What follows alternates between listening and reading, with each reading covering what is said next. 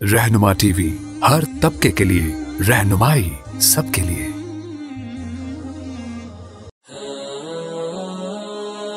रहनुमा टीवी को सब्सक्राइब करने के बाद बेल आइकन पर क्लिक करना ना भूलें। वो भी आई हुई है मेरा जिस्म मेरी मर्जी, और पता नहीं खाना खुद गरम कर लो, और मैं ये नहीं करूंगी। अबे बदतमीज बच्ची, मुआशरे की बिगड़ी हुई नस्ल लोगों को बता रही होती है कि मैं अपने बाप की बदतमीज बेटी हूं, अपने शोहर की बदतमीज बीवी हूं,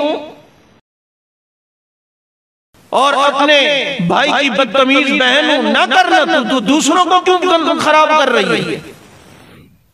मैंने जुमे में भी कहा, इस मुल्क में औरत को और कितनी आजादी चाहिए। नौकरियां ये कर रही है, जॉब ये कर रही है, एरोस्पेस ये है, पार्लियामेंट में ये है, वजीर आजम ये बनी, तवाइफों के अड्डे यहाँ पर है, फिल्म इंडस्ट्री में ये है, ड्रामा सीरियल के अंदर ये है, और जनाब वैलेंटाइन डे ये मनाती है, फुला डे ये मनाती है, बाहर बगैर पर्दे के। और कौन सी आजादी चाहिए बगैर कपड़ों के घूमने की, ये वाली? बाकी तो ये रह गई ना, और क्या चाहिए। लोगों को चे बनाया हुआ है, बेवकूफ बना हुआ है। औरतों को आजादी दो। पकड़ा हुआ किसने? शोहर को इन्होंने पकड़ा है, बेचारा दूसरी शादी नहीं कर सकता। डाइन तो ये, जालिम तो ये। अभी उस दिन किसी हाल में बेचारा एक दूल्हा तीसरी शादी छुपके कर रहा था, पहली वाली पहुंची, ऐसी ठुकाई लगवाई है, तुमने भी देखा होगा, उसको जेल कर दिया। बताओ ना, जब तेरा जिस्म तेरी मर्जी है तो उसका भी जिस्म उसकी मर्जी ना।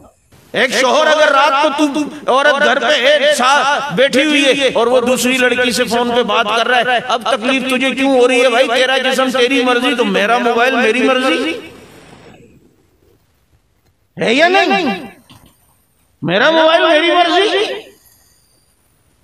यूं मर्जियां चलाने लगे ना तो सारा निजाम, सारा डिसिप्लिन तबाह बर्बाद होगा।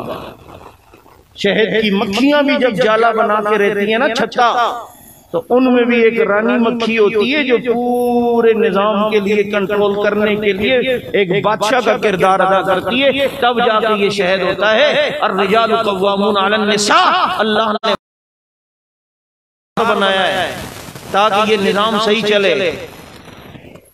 और आज ये कहते हैं हम क्या शोहर के गुलाम हैं? शोहरों को खुद ने गुलाम बनाया है औरतों को। अगर तू एक मर्द की गुलाम है तो तेरे अगर 6 बेटे हैं तो अल्लाह ने 6 मर्दों को भी तो तेरा गुलाम बनाया है ना। तेरे 8 बेटे हैं अगर माशाल्लाह पठान है या बंगाली है, तो फिर जनाब अल्लाह ने तुझे 8 बच्चों का भी तो, 8 मर्दों का भी तो गुलाम बनाया, तो वो तेरे गुलाम है। अगर तेरे पोते नवासे भी अगर हैं तो मुझे बताओ, ये 12, 25, 30 बन जाते हैं। ये इतने मर्द अल्लाह ने तेरे भी तो गुलाम बनाए।